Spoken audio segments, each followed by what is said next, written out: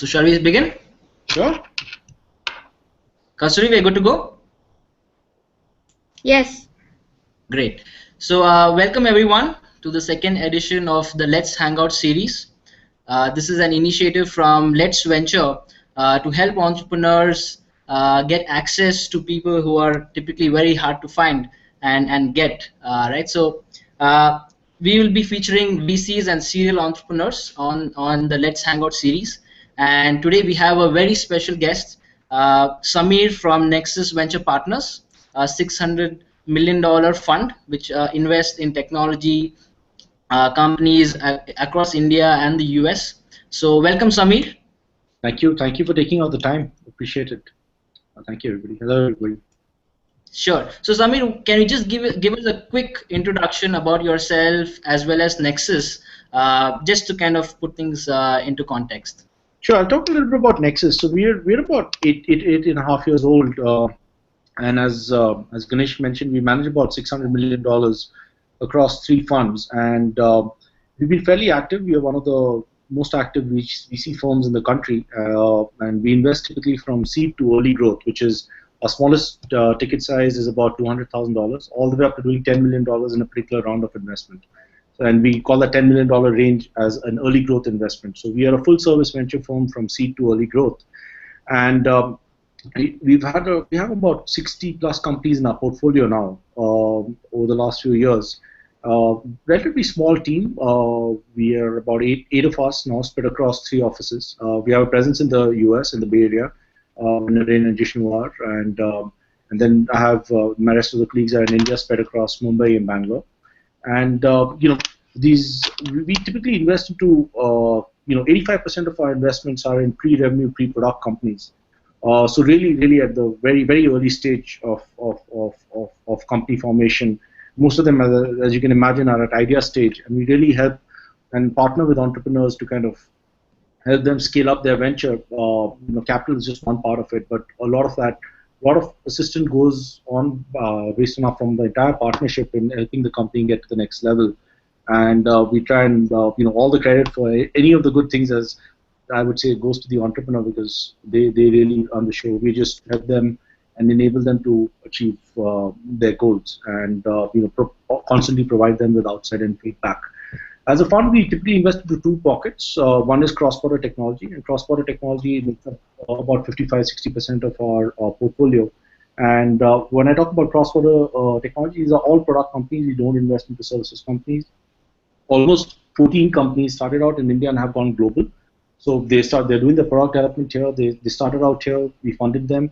And they've actually gone ahead and are doing a lot of the sales, business development, selling to the US market. We consider that as the mecca of technology consumption, and so a lot of them have relocated, and our team, Nexus, as a partnership, is oriented in a way to kind of help these companies move from India and get their grounding in the US and expand from there on. And then we have almost 22, 23 companies. We started out in the US at the same time, and they have one co-founder sitting here working on the product development and the sales oriented or business development oriented co-founder. Of the CEOs essentially in the US. So we've got a good set of companies straddling the corridor, and these, as I mentioned, are all in the technology, high technology product space, right from infrastructure to the application level, across data, mobile, cloud. We've done a lot of stuff around ad tech. So there are various spaces that we've invested into as far as technology is concerned. And the next piece is actually investing. We've done almost 45% of our portfolios in the domestic consumption space, which are focused in India or on the India market. So those are in India for India, and then we've done a whole bunch of things around the domestic consumption scene in education, financial services. We've got companies in e-commerce. We are big proponents of marketplaces, and we believe in the power of that. Consumer internet companies like housing or marketplaces like Snapdeal and Shopclose. So these are, and we've got a whole bunch of other companies in clean tech. We've got companies in agri-logistics, e-commerce logistics. That we span quite a breadth as a firm. Yeah. Great. So thanks, Sameer, for that introduction. So today we want to talk about when is a startup ready for VC funds.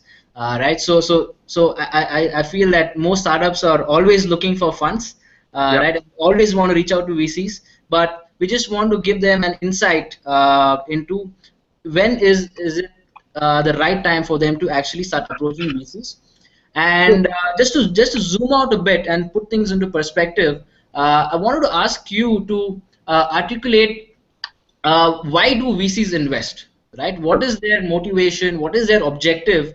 I think that the question of when a startup is ready for VC funds is a derivative of what is a VC, right? And what are they looking for?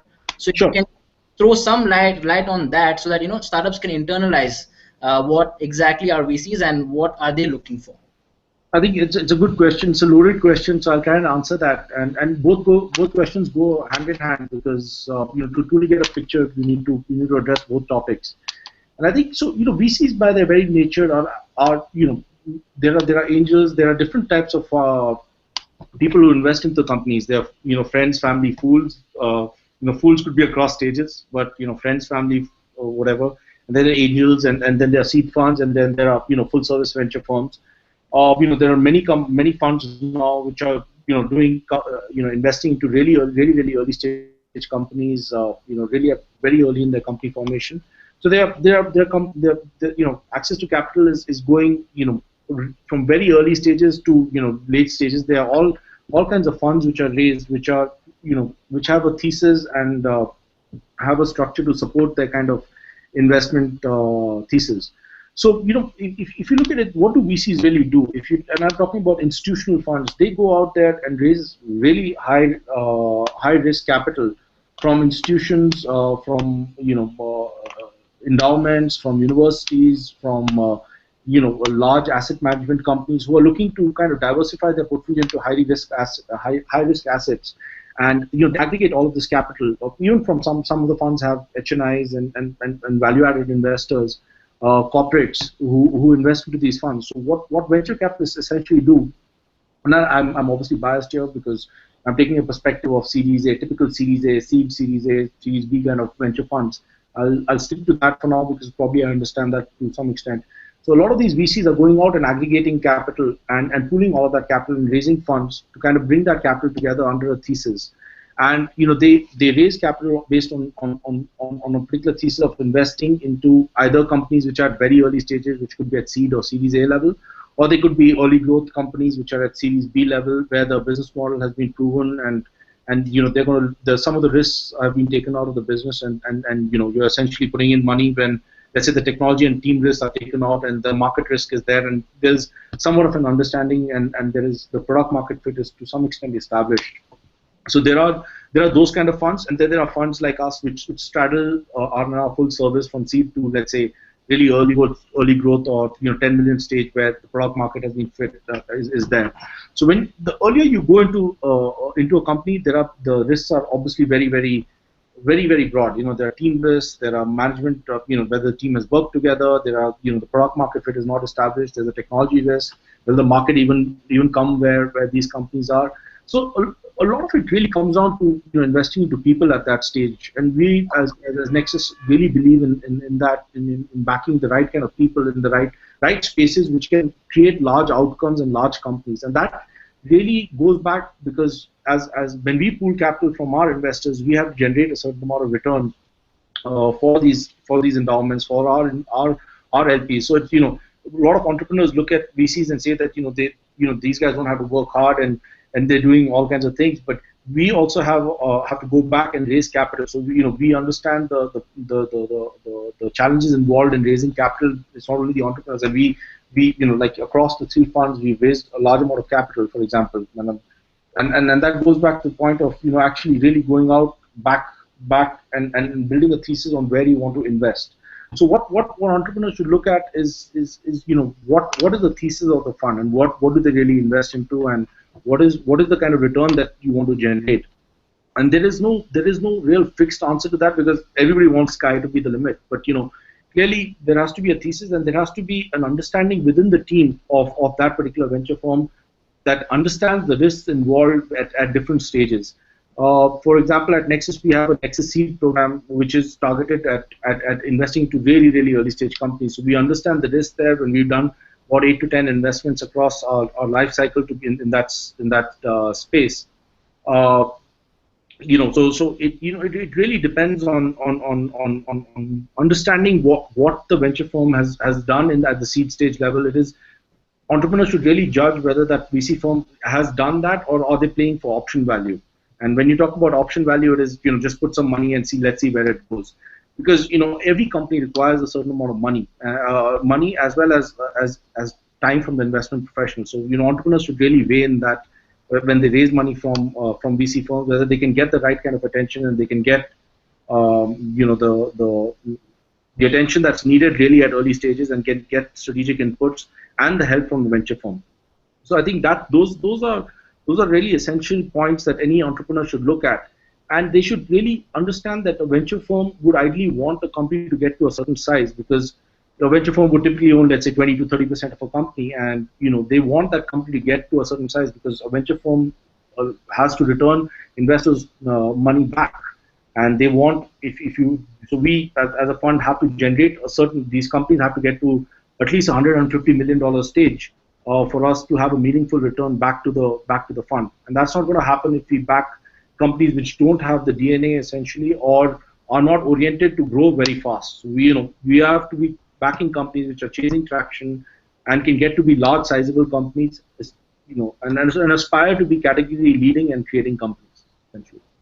Sure, sure. So net VC is basically a fund which will invest, and they need to exit within a certain period because they need to return the money, right? Yeah, absolutely. Yeah. And how do you compare this with an angel investor? So most of the startups on Let's Venture and most of the startups who are listening in are in a phase where they are Series A or pre-Series A, right? And they are having conversations with angels as well as VCs. And I feel that the lines are kind of blurring because you see the news that a lot of VCs are investing very early on. Traditionally where we thought that only angels invest, right? So can you just throw some light on what are the practical differences of having an angel and a VC on your cap table? What are the pros and cons of each at a very broad level, right? Of course, case to case it differs, but just at a broad level, what are the differences between having an angel and a VC on the cap table? And a quick take from your side on how early should we actually go out to a VC, right? So can you just throw some light on that? Sure. So angels by their very nature are obviously understand the industry. They've obviously done well and have a decent amount of disposable income to kind of invest into a very risky play, right? Either they know the entrepreneur really well and got some understanding of the person, or they understand the industry really well, but they're really investing in terms of their own personal capital into these companies. And that could be there are all kinds of angels, right? What any startup should do is really try and raising angel money is a great thing, because really at that stage, not all the funds would be willing to look at a company, and for a fund like us, a company has to be a certain size. It has to be a $150 million company. It has to be a $200 million sort of. It has to get to a certain scale. But that doesn't mean that companies which are $50 million outcomes or $75 million outcomes are failures in their own rights. Getting into businesses to stay in business, and anywhere across the spectrum, as long as you're creating value and that value is unlocked, and there are stakeholders who get value to kind of as a return on that. So there's a whole spectrum of people who are there. Angels by their very nature, are not doing this nearly full time. There are few angels who are doing this, day in day out, but those are a handful, and they understand that category, and they understand what's happening. The best thing a startup can do is actually raise money from angels who know the industry really well and understand and can provide value into the company, and are totally committed to kind of help in the initial stages, right from hiring to strategic needs of a company, or to strategic direction, or really helping them find the product market fit if they raise angel money. When you raise money from an institutional fund, this is what we do. We do this day in day out. Our job is getting up every morning and finding the next best investments for our investors, and actually really doing justice to the companies that we've already invested into. And that comes by every company is different from the other. There are no sweeping generalizations. And some company would need help with hiring significantly initially. Some people will need a lot of help with the team is very good, they can build together a team, but they need help in finding the product market fit really well. Some people need help in understanding licensing. So as a VC firm, when you typically invest into companies, you really should be looking at the investment professional on the other end and saying, will this person really buy into making me successful? And I think that has to be a very important part of any entrepreneur going out there and raising capital.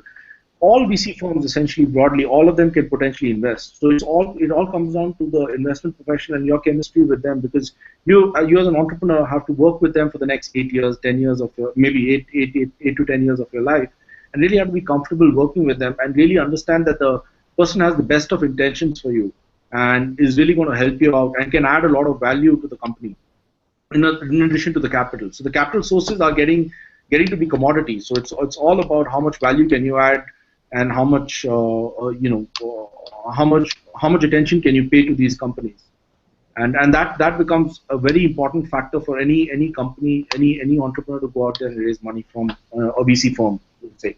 And just addressing your question, when should an entrepreneur go and raise venture money? It really depends on. I'll ask the question on the other end.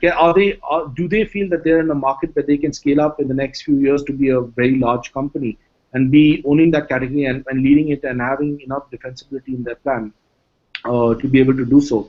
I think those are the kind of questions that the entrepreneur must ask themselves, whether they want a partner who, because they have to understand that when a VC firm partners with their company, they're not doing charity. They are not in the business of that. They're in the business of making these companies to a certain size, helping these entrepreneurs and getting these companies to a large size, and returning capital after 8 to 10 years back to the investors. So entrepreneurs need to be able to run that race and feel comfortable about running that race. So that's very, very important, a consideration that an entrepreneur should have, because you're constantly going to have a venture firm or a partnership or an investment professional constantly working with you on pushing for higher growth and pushing you to do better.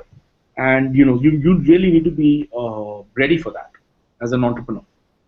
Sure. If you lay back and build out a business as a lifestyle business, that's fine. There's nothing wrong with it. But then you're probably not a fit for a venture firm, because venture firms have very strong expectations on how they have to grow these ventures, and they're answerable to their investors as well. Sure.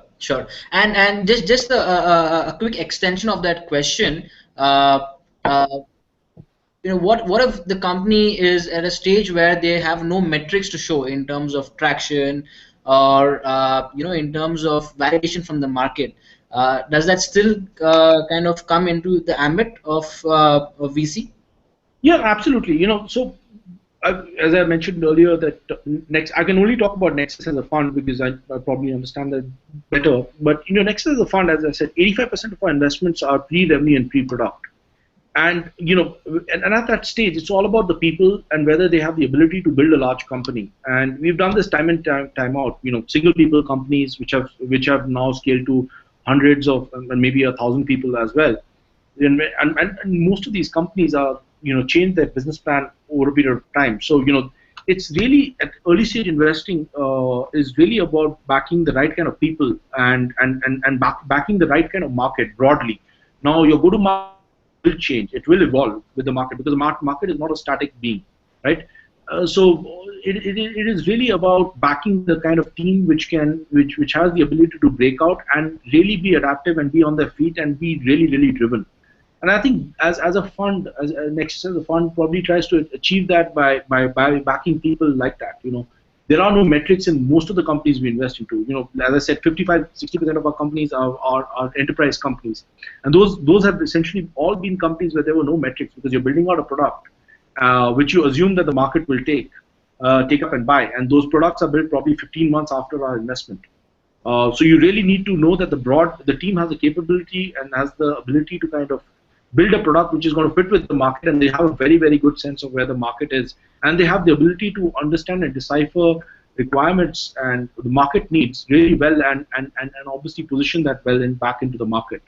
So that becomes very, very important, especially when you're doing B2B, long sales cycle kind of companies. When you talk about consumer companies, a lot of them are in many ways binary in nature, and I won't say that we really look at metrics even there, because a lot of companies, if you look at a company like Housing.com, when we funded it, it didn't have any metrics or any kind of people. It was just a great team that we felt it made sense to partner with.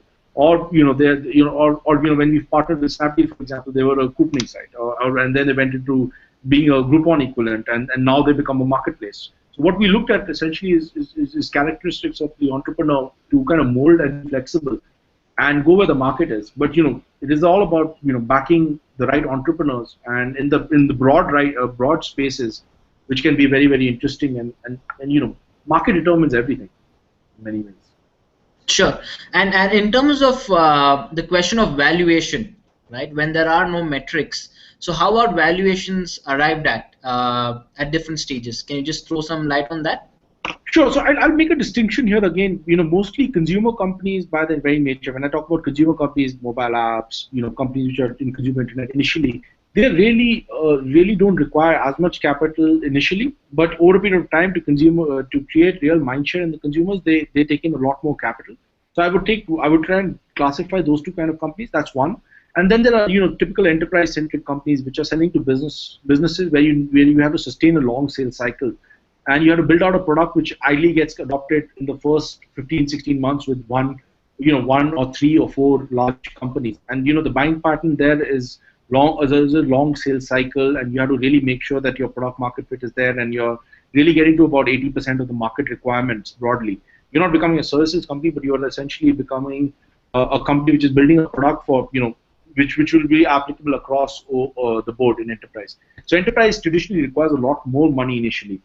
And consumer initially requires lesser money for consumer-centric companies initially. But over a period of time, I've seen my little experience has been that consumer companies definitely suck in a lot more money than what enterprise companies have taken. So I would cross that as a distinction. So and we as investors, when we're looking at these companies, both are pre-revenue, pre-product. But what you need to do in an enterprise company is essentially give them a few $1 million. As a base level. So that's the base hygiene factor, that when you need to give them that kind of money so that they can really build out and sustain that long sales cycle and build out a team and build out a product, because they have to build a product. You're selling on a technology aspect. On the consumer piece, you're really you don't need that much money to get started and put this out and get the iterate and get the product market fit right to some extent. So the whole concept of MVPs and all of that really broadly is more applicable, in my opinion, when it comes down to consumer-centric companies. And because you iterate really fast and try and come out and you solve one particular need, and that need is really addressed by your platform, and it resonates well with consumers, you will see a strong growth and then large money will flow in to make sure that you're creating a brand and enough amount of consumer mindshare. So I would distinctly position those two companies separately. Now, valuation is more art than science. It really depends on how much of capital does the company really want to raise, and how much capital do you think it will take for each of these businesses. Each of these companies is different. An enterprise company, as I said, you need to put in a few $1 million to work, and when you need to put a few $1 million to work, you need to understand how much of valuation is the management team really worth, willing to take. And and that determines it. If it's a $5 million round and they're willing to value 33%, then it's whatever. It's going to be 10 million pre or whatever. I mean, there are no rule of thumbs like that, but it really is achieved based on understanding the individual go-to-market and the nuances of that company once you decide to fund it. And so it is something which is a dialogue which is there between the venture firm and the entrepreneur. And both come to a consensus on what are they both comfortable with. And it's a competitive market, but it goes back to the fact that the entrepreneur really has to feel comfortable working with a venture firm over the next 8 years and feeling that this venture firm can potentially add the most amount of value, because money is commodity, and they can add the most amount of value, and they understand the market really well, and they can really help in building out the company, and have had previous experiences which can really yield to more strategic inputs coming in, which can be beneficial. So it all is about that. There's no finite answer to this question, but it changes from situation to situation, and there are no rule of thumbs broadly. That's what. But I wanted to draw the distinction between enterprise and consumer-centric companies very clearly, because one requires more money initially, one requires slightly lesser money initially to iterate, and a lot of the dilution and money going in is essentially a factor of that. In enterprise companies, you take in money, but you're essentially building for a finite bit of technology needs. With enterprises, and you work with the best of breed customers, you're actually really working with large enterprises to understand the needs and building towards that market. So, and it is very different from a consumer where you extrapolate a small need with a mass market, and so both require different sets of thinking, both require different kinds of inputs. I would say enterprise is less binary in nature because you iterate close to your customers. It's always very important that you understand and work with the best of breed customers who can help you build a product really well. In consumer, it really is about finding that void in the market in consumer mind share that you can position your company. Sure. So Sameer, I want to open up the floor for questions from the audience. Sure. So we are receiving questions on Google Hangout as well as Twitter. Sure. So one of the questions that has just come in is from Anirudh Oja. So Anirudh runs a social media startup and he's in the ideation phase at the moment. So how much stake should he look at giving away to a VC for a seed round? Right. And how much does he want to raise? Is the question. I'll get that data. I'm just going to ask Anirudh about that. Sure. But you can just start off and I'll feed you with that. As I said, there are no hard and fast rules. I mean, and in terms of how much of stake that he wants to give away, it really depends on where his company is in its evolution in the industry and whether he has the best team behind it. Potentially having a shot at building a large company in that space, and what is it that he would require. Now, if he requires about $500,000, I would say industry benchmarks are at seed level giving in away about 15 to 25%. That's a pretty broad range, but that's if you had to ask me and put a gun to my head, I would say that's probably the range. But it really depends. We've done more than that at times, and we've done much less equity than that. It really depends on whether the team has had prior successes. It really is going into a space where they're really uniquely positioned, and there is a strong IP at play. All of those are nuances that an investor looks at, and that's the whole diligence phase that essentially venture firms go through, is to understand the landscape and understand how the landscape is going to evolve and where the company will be positioned and what is the kind of capital that will be required in the future stages, and you work backwards to say that is it going to play into the thesis of my fund. Sure. Thanks, But Sameer. I would say if I had to give a range, raising $500,000 at 15 to 30% is also what I've seen. It really depends on the individual cases. Sure. I would say 10 to 30%. I'll even I would say 10 to 30%. But middle of them, I would say mostly at seed stage. Whatever I'm seeing in the industry is 15 to 25% at $500,000. That's the typical range. Sure. So we have another question from Kshitij Malhotra. Sure. So Kshitij has his deck and all his material ready. Sure. So how should he go about pitching to a VC?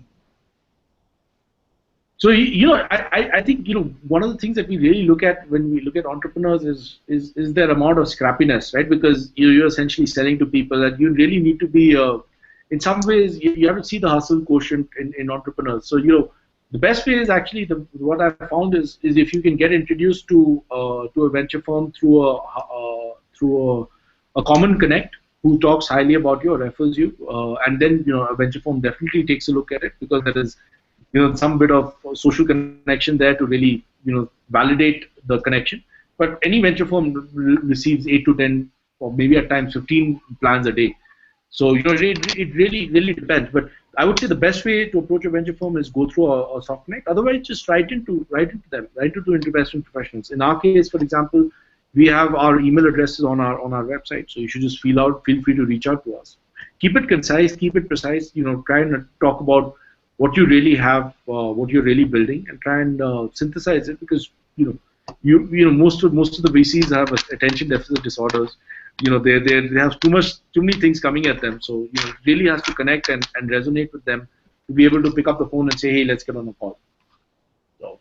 Okay, okay. And on this topic, Sameer, you said VCs have a very short attention span, and you get hundreds of emails. No, Are there any deal breakers or red flags? If you come across, you kind of drop that thread? I don't think I can make sweeping generalizations, but the thing is that venture, I would say VCs are I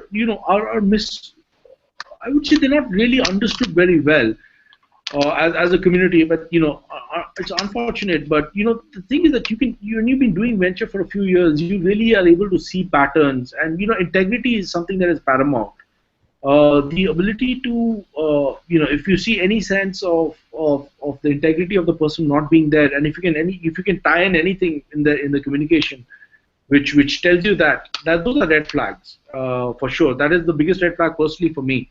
The next big red flag I would say is if the entrepreneur really is out of sync with market reality, and doesn't know the landscape well, and hasn't really planned out and thought through the venture and thought through the steps.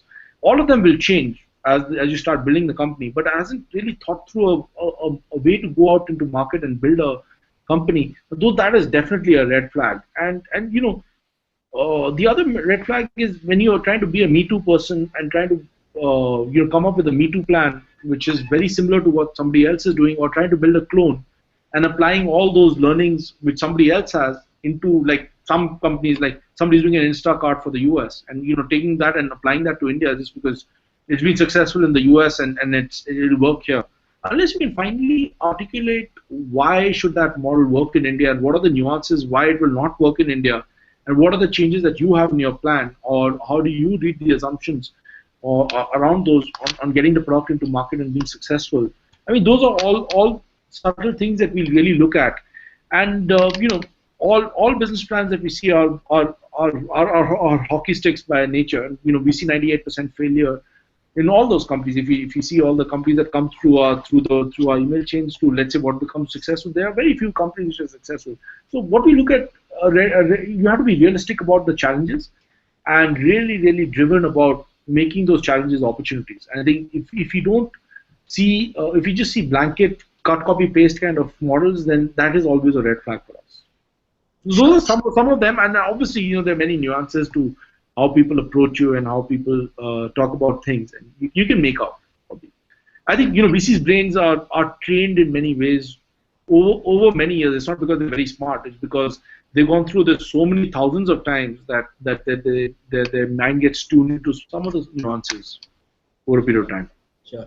And on a lighter note, what do you make of pitches like, I'm the Instagram plus Zomato of this, or I'm the Facebook plus something else of that, or I'm the Tinder of that? Is that a good way for entrepreneurs to pitch their ideas, or how do you view that? I think it is broadly something that you want to get. If you have an elevator pitch and you're going between floors, and you want to pitch a company in between the floors, not even within an elevator, then I would say you can say stuff like that, and you at least have a relevant context to dig deeper. And if the venture firm or the VC or the investment professional is aware about that space, then he can ask you 2 or 3 pointed questions to understand that here's a broad context that you're trying to build the Uber for urban freight logistics, for example, theoretically. Now you know exactly what to answer. So you've broadly given a thesis about it. So I would say it's a bad way of pitching, but if you are, again, cut, copy, pasting learnings from elsewhere and not making it specific to the nuance of India as a country, then it's those are all, again, going to go back to your red flag questions. So if you can articulate the fact that you're building a aggregated demand platform or a platform which is mobile aggregated and delivered offline in many ways, you can start off by saying that yes, you're the Uber centric thing or the Airbnb of this, but you're really making it customized to the Indian context or whatever context, right? And I think that has to follow through very fast. and it has to be articulated very fast by entrepreneurs. Sure. So we have the next question from Prasanna Venkatesh. Sure. So Prasanna runs a startup with a marketplace model in the education space. Sure. His question is, what is the expected traction level to go for a seed round for a startup which is running a marketplace model in the education space? No, obviously, Prasanna, I honestly don't know much about your business, so I can only give you a generalized answer. So, it'd be unfair for me to kind of say that, you need to have, a 1 million page views and, that has to convert into that and your funnel should look like this. I don't think there is sweeping generalization, but if I had to answer that question, I would say that you really need to understand how will you get the flywheel going, and you really need to articulate and see if you've already started the business and have been in operation for 3, 4, 5 months. You really have to understand, in any marketplace, it's what supply and demand, and how do you match it, and how do you get the flywheel going, and how do you get the theoretical but network effects going. And what you really need to articulate is your learnings on how you went about it initially, and what has changed over the last few things. And if you're seeing a trend whereby the network effects are taking on, the, so to say, again, very cliched, but the flywheel is taking off in many ways. And if you think that that's happening and you need money and capital is becoming a constraint for doing that, then you should raise capital. I think that's the time when you should raise capital. But unless you don't find what are the mechanics, what are the factors whereby you're not being able to aggregate content, and if there's not enough supply, and if you're not able to match that theoretically, then I think you should really sit back and understand and experiment to see what will really work. But when you see something working and you feel that there is that opportunity to kind of accelerate that with capital, and you find a like-minded person who has the same vision for your future, I think you should go out and raise capital. That's what my answer to you would be. It is not a metric. Sure. It is not a metric. Because there is no sweeping metric around this. It would be wrong for me and unfair on my part to say that there's a metric. But it'd be right for me to say that if you have found some bit of the secret sauce for that network effect to take place, for that marketplace to really start going to the next level, I think that's the right time to go ahead and do that. Sure. So we have too many questions coming in. Trying to find one. Siddhartha Besbora has a question. So he has a new platform focusing on a very hot space and going really fast. What seed investment should he look at? I'm guessing what is the fund that you need to look at for this job platform?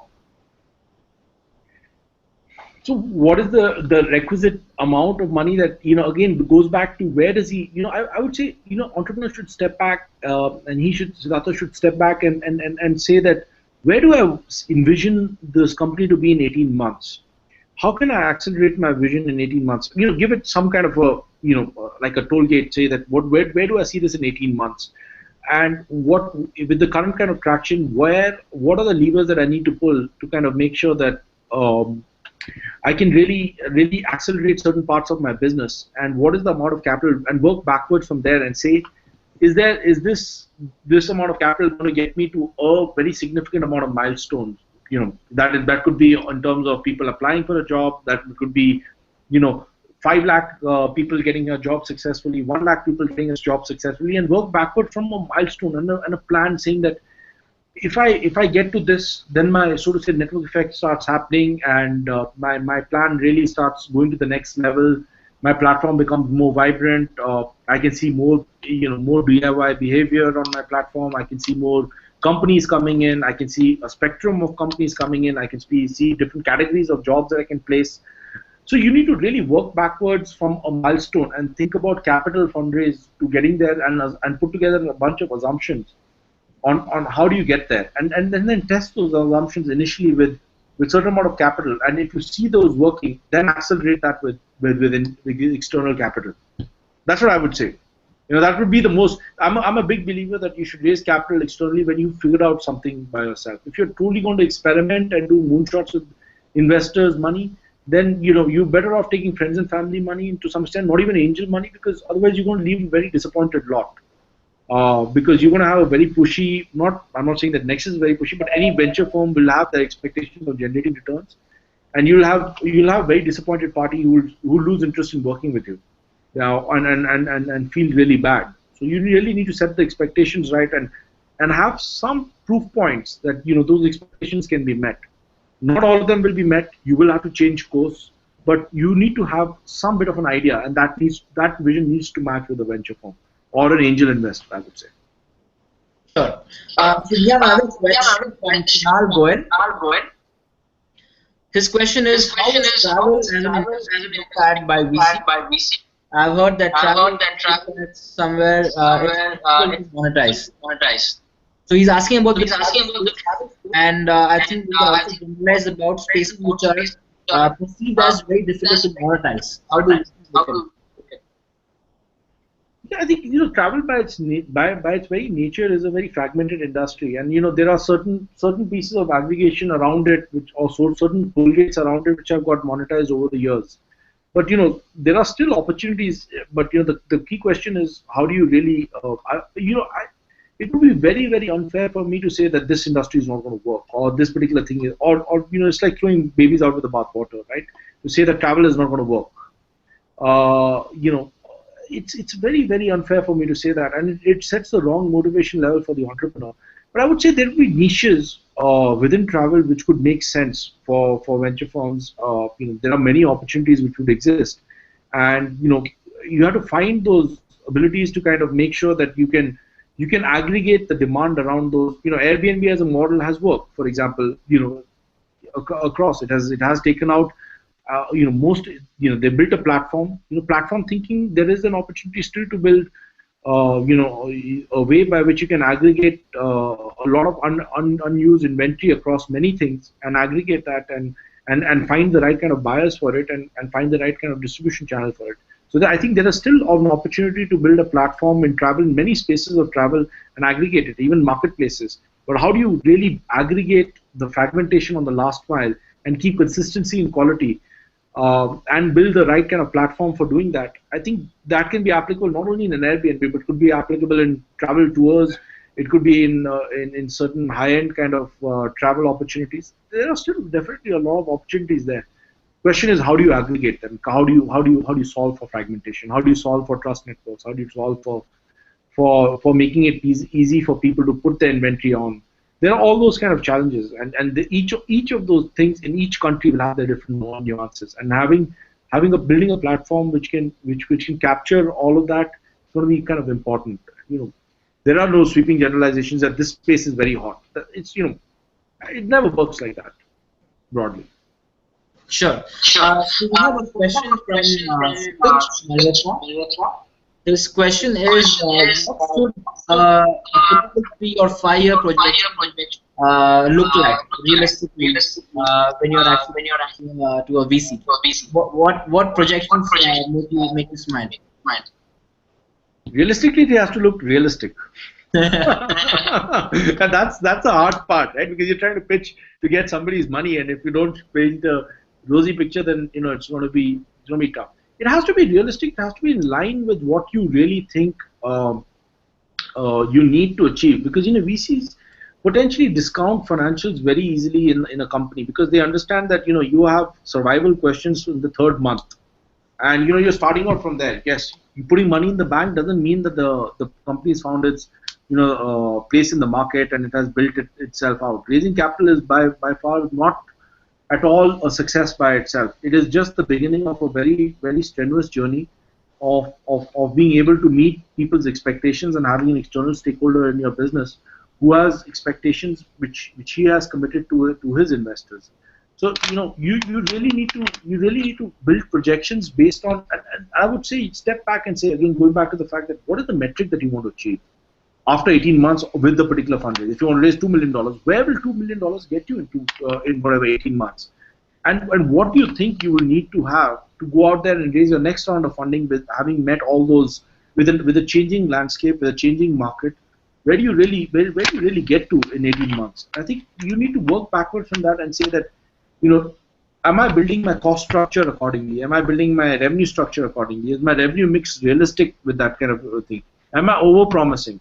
So it's always a good thing to under-promise and over-deliver when it comes to venture firms. Surprise them by doing better. But it's easier said than done because as you go along building your business, a lot of the assumptions will not be right. But you always have to have a plan B, and it's critical that as an entrepreneur you realize that financial projections keep changing, but you need to keep chasing traction. You need to keep chasing the changing landscape and find your place around that. And that's what becomes extremely important for all startups to do. So there's no point in showing rosy pictures and having a disappointed venture firm and stakeholders and employees, and because you'll only lose credibility. So keep it realistic, and more importantly, whatever you project, make sure that you're building in assumptions which are realistic on the ground, with your expense structure, with your revenue structure, with your cost structure. If I see an entrepreneur who's being realistic and has a cost structure which is associated with that realistic picture that he's painting, I would have a lot more respect than somebody who's just saying that, hey, tomorrow we're just going to take over the entire world and everything's going to be hunky-dory. It never works. It never works. I don't think, if I have to go back and see 6.5, 7 years of venture investing, I haven't seen a single business where the revenue expectations have been met quarterly. Not a single one. So it's all these are all exercises, and I think people shouldn't think of pitching to investors. People should be thinking of who's the best partner that I can find for my business, who has the same vision and who can build the company out with me, understanding the challenges and having the right empathy on what the situation can be like, and be flexible as I am on how the marketscape and landscape evolves, and not hold me to not meeting a number if there was something wrong which didn't happen, because things will definitely hit, the shit will hit the roof, if I have to say it. It has to. That it happens with all the companies. Any and every company that I've invested in has always had issues. That's the nature of startups. So don't paint pictures which are not going to be realistic. So have a genuine intention to really create value. And I think that's the most important thing. How do you create value for all stakeholders? Having that intention and that resonating to an investor is extremely important. Sure. So Sameer, you mentioned looking at which you would partner with. So one question that we have got around this topic is funding. What role does it play in key decisions like sorry, your voice broke there, Ganesh. So your question is, what role does a VC play after funding? Yes, in key decisions like hiring and other key. One of the things that you should really look at a VC firm or a venture investor, it's always about individuals and people who you're going to be working with. So one of the things is you have to have that chemistry to work along with them. I'm addressing very broad, soft issues here, but it's really up to the VC firm that and the person who you're working with that VC firm to actually work with you and understand what your business needs and how he can help you.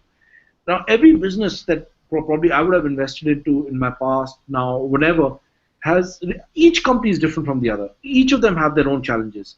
But having a venture investor who's clued into what challenges you face and is working with you like a partner, who is not always judging you and who's not always in that judgment mode around you, and you feel the comfort that he really is able to take bad news and understand what needs to be done with that and give outside in perspective from a venture firm perspective and from an investment professional perspective is going to be very important. So you're like any company, when you start off initially, like right from a paper plan, everything around that needs to be built. It's total chaos. So hiring becomes very important initially, because the first 10 hires determine the culture, the kind of company that you're going to build out. And essentially, I would say good venture firms work with their companies to making sure the top 10 people who are coming into the company are absolutely exceptional and they get along well and are in line with what the entrepreneur envisions his company to be and are forming the base for him to get there. So hiring becomes very important there. Giving inputs in terms of which customers are you going to talk to, giving inputs in terms of when it's a consumer company, giving inputs in terms of what is the real market need or what real market void, and giving outside in perspective and really helping the entrepreneur validate the market is extremely important thing that any venture firm should ideally do for their portfolio companies is really help them understand that what they're building, is it really going to see the light of the day, or are they just building in isolation? So that entire phase, though it doesn't get broken up into, it's a very aggregated thing, but gets broken down to many things. It gets broken down to introductions to potential companies. It gets it's about forming the sort of an advisory board to give an industry perspective into the company. It breaks out to many aspects, but it is always about building the entrepreneur comfort that bad news surfaces very fast to the venture firm and to the person, and you have that chemistry to be discussing problems very openly and finding joint solutions and running experiments and taking data-driven decisions. And if you put that framework in the beginning and the venture firm really make sure that you're putting that in the beginning, it generally manifests itself well over a period of time because you set the initial culture going.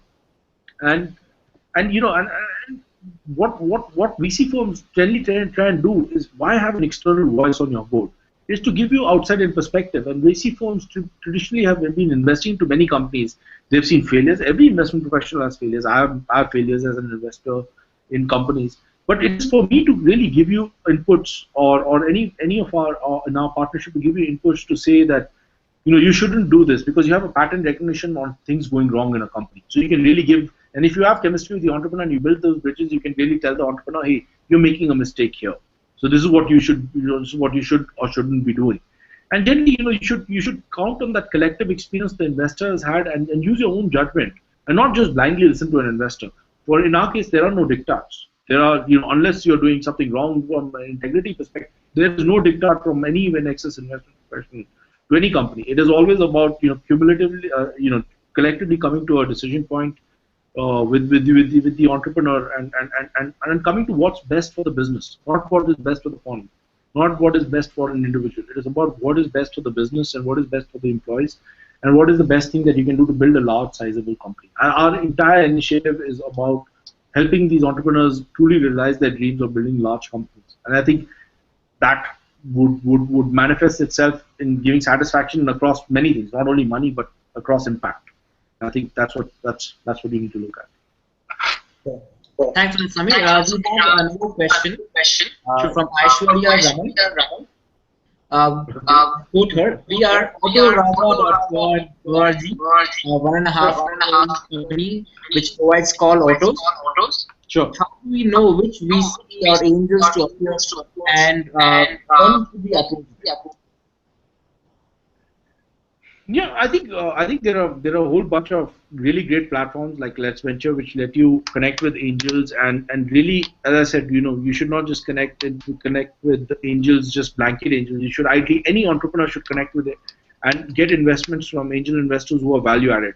And platforms like LetsVenture and others let you really choose the angels who you want in your syndicate when you're investing, because they are in some ways eyes and ears from an industry perspective. So choose people who understand the transportation industry, understand platforms, so you should really look at angels who've done this before. Some entrepreneurs have great insights, like Bhavesh would have great insights in terms of how he built out his product, or Raghu would have great insights from what he did at Taxi for Sure. So so having people like that as angels are probably, if I were you, I would say that hey, these are people, although they are going to be competitors with you, but I'm just saying broadly, if that wasn't the case, but finding like-minded people who've done this before or seen similar journeys in adjacent areas are great angels to go out there and self-select and say that and bring their learnings, because everybody's a bunch of collections of learnings throughout their life. So what do you really surround yourself with as an entrepreneur? That's going to be very important. So you should choose your angels selectively. Platforms like LetsVenture let you do that. IAN lets you do that. Potentially lets you do that. There's Mumbai Angels. There are many angel platforms that you can go to and do that. The other piece is, when you want to go to an venture firm, it is always about, every venture firm would have its own set of learnings because of the kind of investments they've made in the past, and each investment makes any investment professional ideally a lot smarter about that industry, about cumulative learnings which happened in the past. They also have to stand the test of time, and they have to be relevant in that time and age. But it's about approaching firms which have had similar investments, I would say, broadly in that space. That's always a good benchmark to use. I wouldn't say name fund, but There are great funds in the country. There's us, there's Axel, there is Sequoia, there are Matrix. They're all good funds, and all of them would have had some bit of investments. But you should really look at saying that, is this venture firm, does it have prior experience in doing something similar? It can't be obviously in the same space because then it will be conflict of interest. But do they really have investment professionals who have had this kind of experience, let's say in payments industry, so they understand payments industry well, or have they really dealt with industries which are very regulatory in nature, and have they done that successfully? And can that learning be very important for us? Or have they built platforms? Have they invested into companies which do a lot of stuff on platforms? So all there is no finite answer. I think entrepreneurs who chase finite answers and blanket answers probably get things wrong a lot.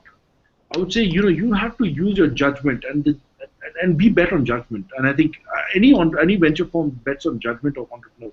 It's about finding the right kind of judgment pattern and judging things on what is best for your venture. Who is this venture investor the best for your venture? Can he add value to my venture? It's not the money. Money you can get from all across the place. Money is commodity. It's about, can this person add value to what I'm doing? I think those are the questions you would ask, and then use that as a lens when you're evaluating venture firms, when you're evaluating angels, and all of that. I don't like the idea of giving you straight answers. I know I'm being very circuitous about my answers, but I would rather give you a framework of thinking rather than give you straight answers on those points. Great. So I think you answered a lot of other questions in the previous answer. There are a lot of questions about what specific areas do you look at, right? So can you just touch upon about Nexus's focus, just for the audience to understand what does Nexus look at? So, by default, whether it's consumer or enterprise or business to business or B2C, whatever, we really look at entrepreneurs who are extremely driven potentially and can create large, big companies. And, I'm giving you a very generic thing, but, and they're really looking at the industry and the space and looking at it from a bottoms-up perspective and not applying a general cut, copy, paste theory, but really looking at the nuances and being able to identify those nuances and really have the ability to kind of go ahead and shortlist and make big, large companies out of those things. Can they create a category in the space? Can they create the category and not be a roadkill on the side, having created the category and made space and made people aware and not found a viable business model around it and being a roadkill as a result? Can they really be defining and creating a category and leading it? So when it comes to now talking about specific sectors, on the business side, as a fund, we on the enterprise or tech side, we have had through the first fund we found ad tech to be, for example, in 2006 2007, that was a large part of where we saw the internet going towards. So we had a number of investments in that, or PubMatic or a Combly or a Vidopia. So that was a secular trend that we saw there from a technology standpoint, and we made heavy investments in that space. When you look at, and each of these funds mirror a sort of a change which is happening in the underlying technology landscape. So in the second fund, we were very, very bullish, and we still are bullish. All these trends are getting magnified over the years, but they're going to be solved with different approaches. In the second fund, for example, we saw the cloud is going to be a very big play.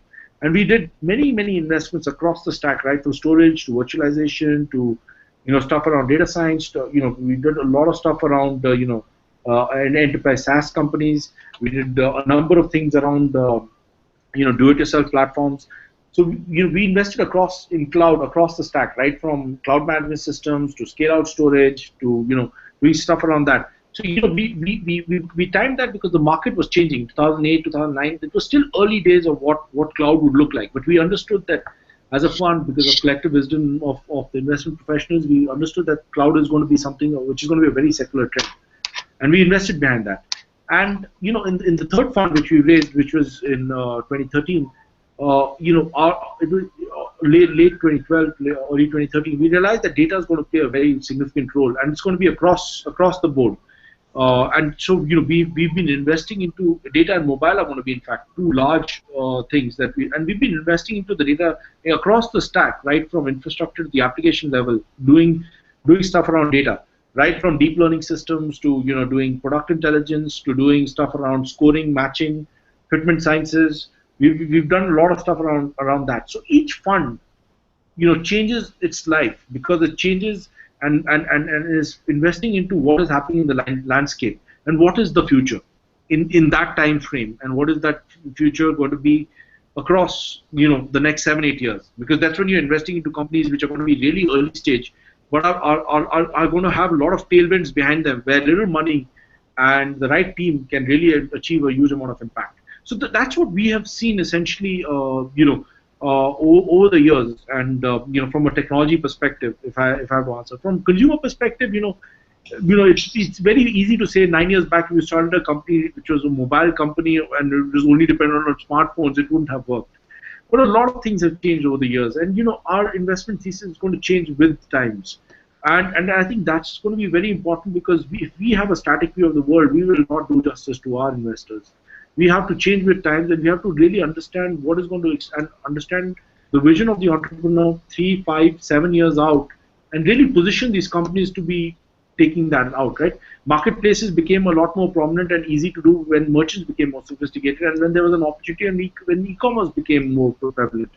A lot of the mobile aggregated delivered offline kind of models are becoming more prevalent because there's a proliferation of mobile phones, and there's a lot of behavior around that. Convenience is becoming a big thing. Last mile challenges are always there, and there are many businesses which are coming up for that. So this fund, we are in fact looking at a lot of those kind of things, because a lot of the friction across the board have been taken out in this fund. So we as a fund, so you would see over the years the kind of investments you're making all change with time. And that's the right thing to do, because each of the businesses we are doing traditionally leverages technology, and technology is a great enabler, and that is enabling even an organic farming company to a company which is doing deep data science. But technology is a lever, but technology also democratizes and is a great thing to improve your operational leverage with across industries.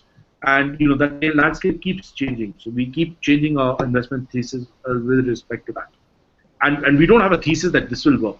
We broadly look at things bottoms up. We really look at the kind of proposals we're getting, the kind of entrepreneurs we're meeting, the kind of industry experts we're meeting, and we really are able to judge whether this is the next wave or not. And sometimes we get it wrong. We get it fantastically wrong. And we're okay with that, because if you're taking learnings away from that and making sure that the next entrepreneur we fund doesn't get a collective wisdom of failure, then we haven't done our job well as a fund.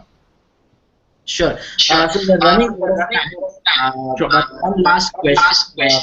This is from Sameer Bhargava.